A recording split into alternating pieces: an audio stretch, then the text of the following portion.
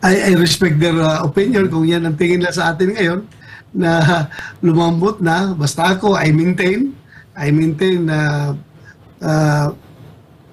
kung merong dapat imbestigahan ay imbestigahan po natin. Hindi po tayo nagpapadala sa... Ang hirap kasi, let's be frank about it. Some of these people who are criticizing us, they are all out for blood. They're asking for blood. Gusto nila kaagad na pag-hearing natin, bitayin kaagad natin si Pangulong Marcos na hindi man yan ang aking inquiry. Ang inquiry ko is PDRX, yung leakage. Hindi man ako korte na makapag-condemn beyond reasonable doubt na talagang drug user yung ating Pangulo. Hindi man na ganun ang aking committee. My committee is investigating in aid of legislation. Si Senator Bato daw ay lumambot na.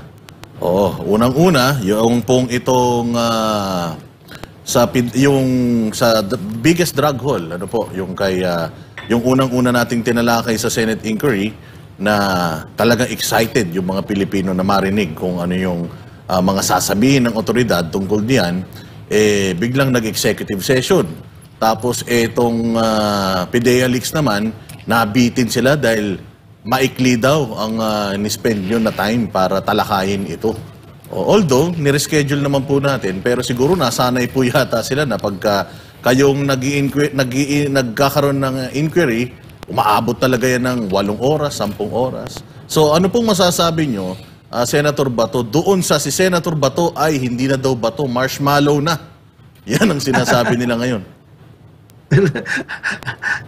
I respect their opinion kung yan ang tingin nila sa atin ngayon na lumambot na. Basta ako, I maintain na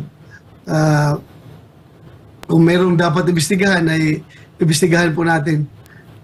Hindi po tayo nagpapadala sa... Ang hirap kasi, let's be frank about it. Some of these people who are criticizing us, they are all out for blood. They're asking for blood. Gusto nila kaagad na pag-hearing natin, bitayin kaagad natin si Pangulong Marcos na hindi man yan ang aking inquiry. Ang inquiry ko is PDRX, yung leakage. Hindi man ako korte na makapag-condemn beyond reasonable doubt na talagang drug user yung ating Pangulo.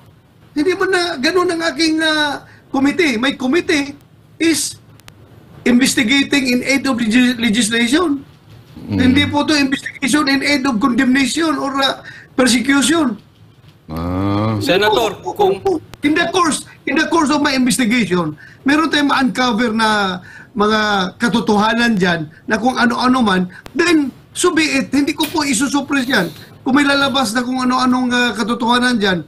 Pero kung sabihin natin na doon ako mag-focus sa drug using ng ating Pangulo na suspected noong 10 years ago ng isang operasyon na hindi nga na-approve, hindi nga natuloy, then para tayong mag-witch hunting nito. Para tayong mag-fishing expedition nito.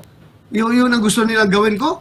Mag-fishing expedition para idiin natin yung ating Pangulo. Hindi naman siguro.